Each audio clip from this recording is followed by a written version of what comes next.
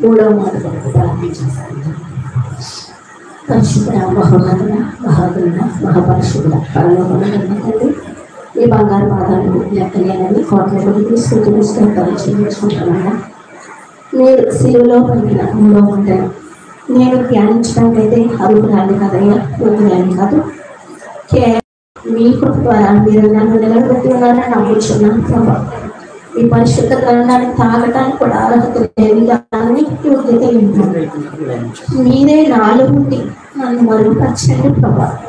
ఆ స్వరాన్ని మరుగుపరచండి. నా స్వరంతో మాట్లాడితే మీ ప్రజలకు ఏమీ ఉపయోగకరం ఉండదు ప్రభా. మీరు మాట్లాడితే ప్రభా నీ బిడ్డలు మార్చు. మూడవ మాట ద్వారా నీ బిడ్డలతో మీరే మాట్లాడండి.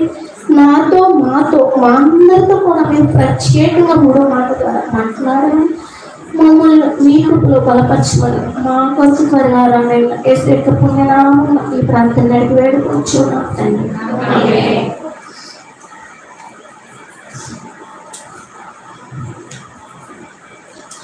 యేసుక్రీస్తు ప్రభువారు సిలువలో పలికిన మూడవ మాట మరలా చదువుకుందాం. యోహాను సువార్త 19వ అధ్యాయం.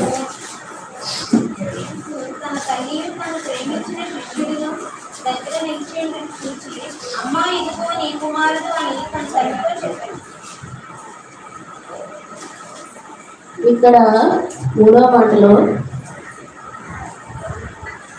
ఒక రెండు విషయాలు నేను గుర్తు చేయాలనుకుంటున్నాను. అది పరిశుద్ధాత్మ ప్రేరేపణ ద్వారా నేను గుర్తు చేయాలనుకుంటున్నాను. నాకు దేవుడు గుర్తు చేస్తున్నాడు. మొదటిది ఏంటంటే తల్లికి కుమారుడికి ఉన్న బంధం, కుమారుడికి తల్లి పట్ల ఉన్న బాధ్యత. ఈ రెండు నేనే వాళ్ళు చెప్పాలనుకుంటున్నాను.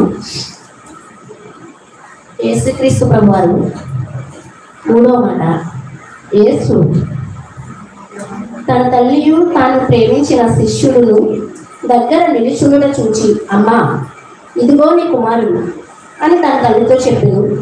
తరువాత శిష్యుని చూచి, ఇదిగో నీ తల్లి అని చెప్పాను. ఆ గడియ నుండి ఆ శిష్యుడు ఆమెను తన ఎంట చేర్చుకున్నాడు. ఇక్కడ యేసుక్రీస్తు ప్రభువారి గురించి చెప్తున్న మాట, ఆయన మనిషి కుమారుడిగా దైవసుతుడై ఉండి కూడా మనిషి కుమారుడిగా ఈ లోకానికి తల్లి గర్భంలో జన్మించున్నాడు. నాకు ఒకటి ప్రేరేపణ కలుగుతున్నది ఏమిటంటే, ఆ తల్లి గర్భాన్న ఎందుకు పుట్టాలని దేవుడు చూస్తున్నాడంటే, ఆ తల్లి పురుషుని ఎదిగని స్త్రీగా కనబడి ఉన్నది. మరొకటి ఆ తల్లి సహనము, ఆ తల్లి ప్రేమ. ఈ తల్లి గర్భాన్ని జన్మిస్తే నేను నా తండ్రి చిత్తాన్ని నెరవేర్చగలను అని ఒక ఆలోచన కలిగి ఆ స్త్రీ మరి ద్వారా ప్రభువారు ఈ లోకానికి వచ్చి ఉన్నారు. అది తండ్రి చిత్త ప్రకారంగా జరిగింది. తండ్రి చిత్తాన్ని నెరవేర్చడానికి మనిషి కుమారుడిగా శరీరధారిగా మానవ రూపంతో ఈ లోకానికి ప్రభువారు వచ్చి ఉన్నారు.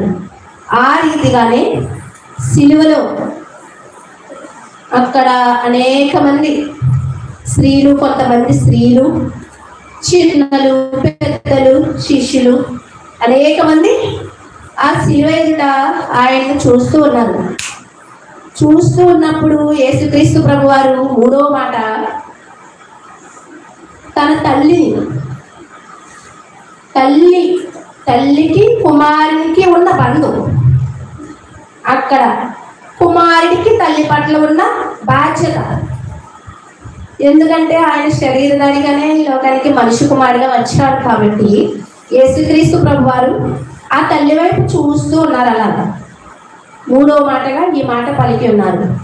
నిజంగా ఆ తల్లి యేసుక్రీస్తు ప్రభువారిని హింసిస్తున్నప్పుడు యేసుక్రీస్తు ప్రభువారు ఎలాగైతే మౌనంగా భరించారో నిజంగా ఏ తల్లి కూడా మన పక్క వాళ్ళు మన బిడ్డని కొడితే అస్సలు మనం తట్టుకోలేము, ఒక్క మాట అయినా అనకుండా ఉండలేము. కానీ ఆ తల్లి అంత సహనముతో తన బిడ్డ తన ఎదుటే అంత యాతన పడుతున్నా, అంత వేదన పడుతున్నా, అంతగా నలిగిపోతున్నా ఆ తల్లి ఆ వేదన నిజంగా నాకు అనిపించింది ఇది పరిశుద్ధాత్మ ప్రేరేపణ ద్వారా మాత్రమే ఈ మాట నేను ఆలోచిస్తున్నప్పుడు నిజంగా వేరే ఒకళ్ళు అయితే నిజంగా ఆ తల్లిలా ఉండేవాళ్ళు కాదేమో. మనమే చూసుకోవచ్చు, మన పిల్లాడిని ఎవరైనా పక్క వాళ్ళు మనం ఎన్నైనా అంటాం, కానీ మన పక్క వాళ్ళు మన బిడ్డని ఏదైనా అంటే మన అస్సలు ఏమి అనకుండా మాత్రం ఏదో ఒక మాట అనకుండా ఉండలేము. కానీ తన కుమారుడు మరి తన ఎదుటే అంత యాతన పడుతున్నా, అంత వేదన పడుతున్నా, అంతగా నలిగిపోతున్నా, ఆ కొరడాలతో కొట్టే దెబ్బలు, ఆ గాయాలు, అది ఇచ్చుకుని వెళ్ళిపోవడం అన్ని తల్లి అంత సహనంతో చూస్తూ ఉందన్నమాట. అది నాకు దేవుని ప్రేరేపణ ద్వారా అనిపించింది. మరి ఆ తల్లిని అలా సిలువలో వేలాడుతూ చూస్తూ ఉన్నప్పుడు ఆ తల్లిని శిష్యునికి అప్పగించాలని తనకి గుర్తొచ్చింది. కుమారుడికి తల్లి పట్ల ఉన్న బాధ్యత గుర్తొచ్చింది. ఆ క్షణాన్ని తన తండ్రి చిత్తాన్ని నెరవేర్చాడు. తన తండ్రి చేసిందంతా, చెప్పిందంతా ప్రవచన ప్రకారంగా నెరవేర్చబడింది. ఇప్పుడు తను చనిపోబోతున్నారు. తన తల్లి వైపు దీనంగా చూశాడు. చూసినప్పుడు తల్లి గుర్తుకొచ్చింది. నిజంగా మనం ఏంటంటే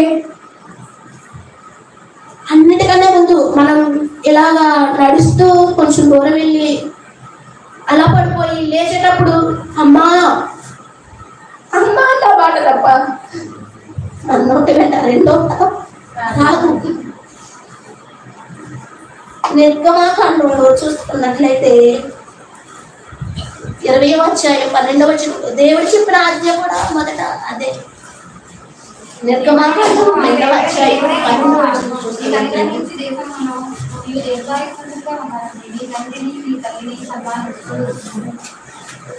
అక్కడ చెప్తున్న మాట తల్లిదండ్రులు సన్మానించమని చెప్పి, సన్మానించడం అంటే ఏదో దండలు వేసి వాళ్ళకి దండాలు పెట్టి చేయడం కాదు.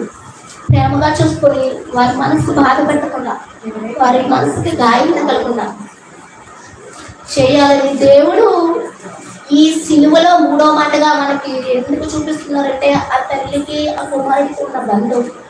మనం ఈ లోకంలో జీవిస్తున్నప్పుడు తల్లిదండ్రులుగా మనం ఎలా ఉన్నాము, బిడ్డలుగా మన బిడ్డలు ఎలా ఉన్నారు, మనము మన తల్లి దగ్గర నుంచి తల్లి అయ్యాం. మనం మన బిడ్డలకి తల్లి అయ్యాం. మనకి తల్లిదండ్రులు ఉన్నారు. మనం తల్లిదండ్రుల దగ్గర నుంచి వచ్చిన వాళ్ళు. మన తల్లిదండ్రుల పట్ల ఎలా ఉంటున్నాము, మన బిడ్డలు మన పట్ల ఎలా ఉంటున్నారు, అది సిలువలో యేసుక్రీస్తు ప్రభువారు గుర్తు చేసుకుంటున్నారు, పలుకుతున్నారు. సిలువలో దీర్ఘాయుష్మంతుడు ఉన్నట్లు తల్లిదండ్రులను సన్మానించమని ఆజ్ఞలో చెప్పినట్లుగా ఇక్కడ చూస్తే అపోస్తలుడైన పౌలు కూడా చెప్తూ ఉన్నారు. ఎఫెసీయులకు రాసిన పత్రిక 6వ అధ్యాయం 1 నుంచి 3 వచనాలు. దేవుని చిత్తము వలన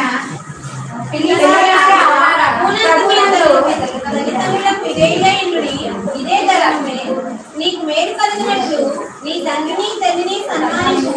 అప్పుడు నీవు ఇది వాగ్దానంతో కూడిన ఆజ్ఞలో మొదటిది. తండ్రులారా, ఇక్కడ అపోస్తలుడైన పౌలు గారు చెప్తున్నారు అదేమంట, పిల్లలారా ప్రభువునందు మీ తల్లిదండ్రులకు విధేయులైండుడి, ఇది ధర్మమే. నీకు మేలు కలుగునట్లు నీ తండ్రిని తల్లిని సన్మానింపు, అప్పుడు నీవు భూమి మీద దీర్ఘాయుష్మంతుడవదు.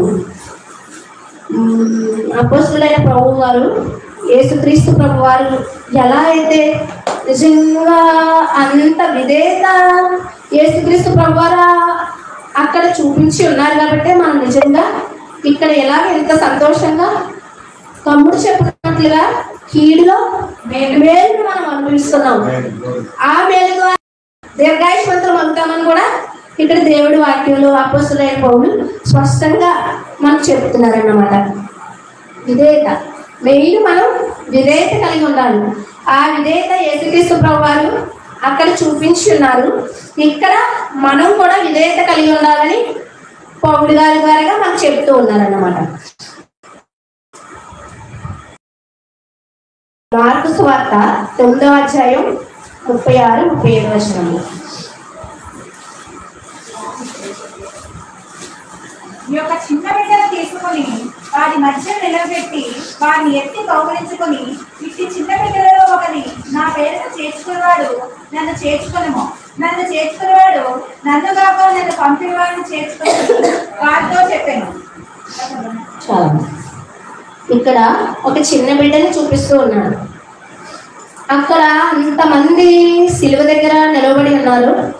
తన సొంత అన్నదమ్ములు ఉన్నారు, శిష్యులు ఉన్నారు, అందరూ ఉన్నారు, చిన్న బిడ్డలు ఉన్నారు, పెద్దలు ఉన్నారు, అందరూ ఉన్నారు. కానీ ఎవరి చేతికి ఆయన అప్పగించలేదు. ఎందుకంటే ఇక్కడ తాను ప్రేమించిన శిష్యుడు యోహాను అక్కడ కనబడి ఉన్నారు ప్రభు వారికి. ఆ శిష్యుడు ఎలాంటి మనసు కలిగి ఉన్నాడంటే ఆ తల్లిని ఆ శిష్యునికి అప్పగించడానికి ఆ యోహాను గారు చిన్న పిల్లల మనస్తత్వం కలిగి ఉన్నారు. ఇక్కడ అదే చెప్తున్నారు, ఇట్టి చిన్న బిడ్డలలో ఒకరిని నా పేరట చేర్చుకొనివాడు నన్ను చేర్చుకొని.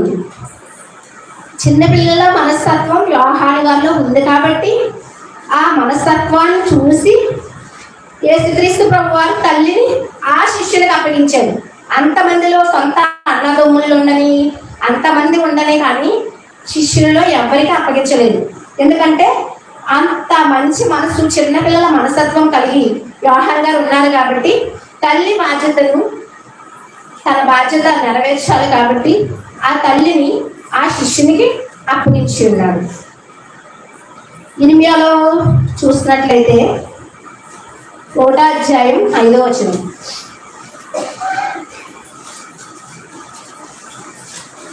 గర్భములో నేను నిన్ను రూపింపక మునిపే నిన్ను ఎరిగి తిని, నీవు గర్భము నుండి బయలుపడ మునిపే నేను నిన్ను ప్రతిష్ఠించి తిని, జనములకు ప్రవక్తగా నిన్ను నియమించుకుని.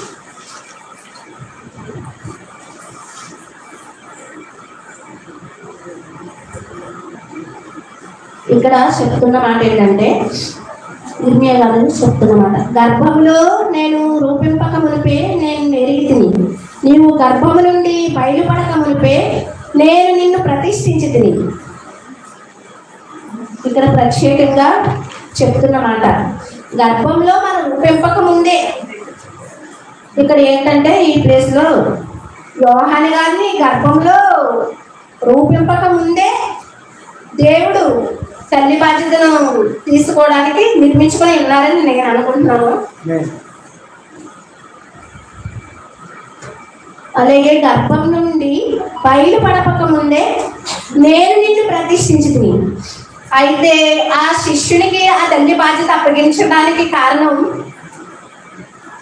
బయలుపడక ముందే, గర్భంలో రూపింపక మునిపే, బయలుపడక మునిపే గారిని ఆయన ప్రతిష్ఠించుకున్నారు. అది నాకు నా ప్రేరేపణ ద్వారా చెప్తున్నాను. ఇంకొకటి కీర్తన 103:13.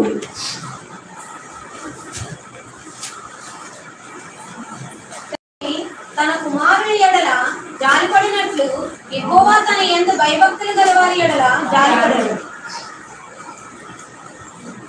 నిజంగా మనం తల్లిదండ్రుల పట్ల జాలి, నాకు ఈ మాట ఏమనిపిస్తుందంటే, తల్లిదండ్రుల పట్ల మనం ఎలా ఉన్నాం, జాలి దయ కలిగి ఉన్నామా, కఠినంగా ఉన్నామా?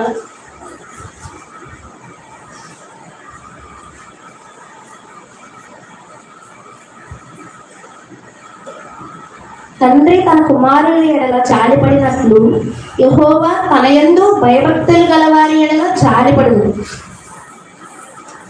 మనం తండ్రి తన కుమారుల ఎడల జాలిపడినట్లుగా యెహోవా తన యందు భయభక్తులు గలవారి ఎడల జాలిపడును. మన తల్లిదండ్రుల మీద కఠినంగా వాళ్ళని చాలా మందిని, నేను కూడా ఒకప్పుడు ఎవరమైనా కోపం వచ్చినప్పుడు మన తల్లిదండ్రుల మీద కోపపడతాం, వాళ్ళ మీద విసుక్కుంటాం. కానీ విసుక్కున్నా కానీ మన తల్లికి మాత్రం మన మీద ఉన్న ప్రేమ తగ్గదు. ఎందుకంటే దేవుడు తర్వాత మనల్ని ఎవరైనా మిన్నగా ప్రేమించే వాళ్ళు ఉన్నారంటే అది తల్లిదండ్రులే. మనకి ఏదైనా ఇవ్వడానికైనా, మనకి ఏది వచ్చినా చూసుకోవడానికైనా, ఏ రీతిగా మనకు ఇంకో రకంగా సిక్కగా బలహీనతో ఉన్నా మనల్ని ఎవరు పట్టించుకోరు. కానీ మన తల్లిదండ్రులు మనం కసిరినా, మనం తిట్టినా, మనం ఏమన్నా కానీ మన మీద విధంగా ప్రేమ చూపిస్తారు. అలాగా ప్రేమ చూపించే వాళ్ళు దేవుడి తర్వాత మన ఏళ్ళ జాలిపడే వాళ్ళు మన తల్లిదండ్రులే. మన తల్లిదండ్రుల మీద మనం జాలిపడితే దేవుడు మన మీద జాలిపడతాడని ఇక్కడ నాకు అర్థమైంది. యెహోవా తన యందు భయభక్తులు గల వారి మీద కూడా జాలిపడునని దేవుడి వాక్యంలో స్పష్టంగా మనకు తెలియపరుస్తున్నాడు.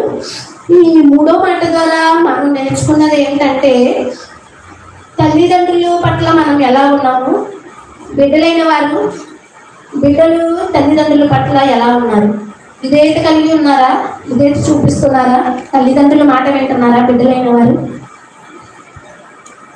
అది గుర్తు చేయడానికి సిలువలో తల్లికి బిడ్డకున్న బంధము, ఆ బాధ్యత గుర్తు చేయడానికి సిలువలో మూడో మాటగా యేసుక్రీస్తు ప్రభు వారు పలికి ఉన్నారు. ఆ మాట ద్వారా మనం ఈ యొక్క తల్లిదండ్రికి ఉన్న బంధాన్ని, బిడ్డలు ఉన్న బంధాన్ని మనం తెలుసుకోవాలని, సిలువలో అంత హింసపడుతూ కూడా ఆ బాధ్యత మనకు గుర్తు చేయాలని, మనం నేర్చుకోవాలని, మనం ఆ వాక్యం ద్వారా మనం ఇంకా మారాలని. ఇప్పటికైనా ఎప్పుడు మనం వింటున్నాం, ప్రతి సంవత్సరం 7 మాటలు వింటూనే ఉన్నాం, కానీ మన మనసులో మాత్రం మార్పు లేదు. మన తల్లిదండ్రుల పట్ల మనకు విధేయత లేదు, బిడ్డలకు తల్లిదండ్రుల పట్ల విధేయత లేదు. నిజంగా ఈ దినాలు ఎలా ఉన్నాయంటే తల్లి బిడ్డకే పట్టలేదండి. నేను మాట్లాడలేదు, ఇక్కడ నుండి పరిశుద్ధాత్మ దేవుడు నాతో మాట్లాడుతున్న మాట ఎవరిలో కూడా సమాధానం ఉండట్లేదు, నెమ్మది ఉండట్లేదు. కొట్టుకునే వాళ్ళు, తిట్టుకునే వాళ్ళు, తల్లికి బిడ్డకి పడకపోతే, తల్లి బిడ్డ ప్రేమ లేకపోతే వాళ్ళు పక్క వాళ్ళని ఎలా ప్రేమించగలరు? పక్క వాళ్ళని ఎలా ప్రేమించగలరు? ప్రేమ కలిగి జీవించగలిగితే శ్రమిస్తున్నాను. నేనైతే ఇక్కడ మీరు మాట్లాడలేదు, ఇది నా మాట నేను అనుకోవట్లేదు, నాకేమి రాదు, నేనేమి ప్రిపేర్ అవ్వలేదు, ఏ వాక్యం చెప్పాలని కూడా ప్రిపేర్ అవ్వలేదు. ఓన్లీ రిఫరెన్స్ మహేస్తుంది అడిగాను, ఏది రాసుకోలేదు, నిద్ర పట్టలేదు, ఏం చెప్పాలి పక్కన ఉన్నాను. కానీ నా వాయిస్ కూడా రావట్లేదండి ఇవాళ. కానీ ఒకటే ప్రార్థన చేసుకున్నాను, దేవా మాట్లాడేది నేను కాదు, నేను మాట్లాడితే మాకెవ్వరికీ ఉపయోగం లేదు, నీవు మాట్లాడితేనే మేము మాకు చెందుతాం, నీవే నిలబడి మాట్లాడు ప్రభా. చాలా బలహీనంగా ఉన్నాను, నా శక్తి చాలదు ప్రభా, నిలబడడానికి కూడా నాకు అర్హత లేదు, యోగ్యత లేదు, మీరే మాట్లాడండి. ఒక ప్రార్థన మాత్రమే చేస్తున్నాను. దేవుడి నిలబెట్టి ఈ వాక్యం ద్వారా ప్రభు మాట్లాడినాడు మనందరితో, నాతో, మీతో, అందరితో, తల్లిలైన వారితో, బిడ్డలైన వారితో, తండ్రులైన వారితో, అందరితో కూడా పరిశుద్ధాత్మ దేవుడి వారు ప్రత్యేకంగా మనందరితో మాట్లాడాలని నమ్ముతున్నాను, విశ్వసిస్తున్నాను. మీరందరూ కూడా నమ్మాలని, విశ్వసించాలని నేను ప్రార్థన చేస్తాను. దేవుడు ఈ మాటను దీవించున్నాను.